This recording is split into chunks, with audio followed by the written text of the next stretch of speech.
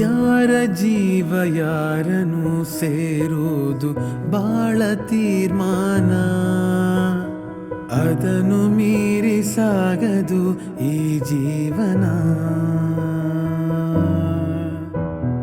ಯಾರ ಹೆಜ್ಜೆ ಯಾರನು ಕಾಯೋದೆ ಸುಂದರ ಧ್ಯಾನ, ಹೃದಯ ತೆರೆದು ಕೂರಲಿ ನಿನ್ನೀ ಮನ.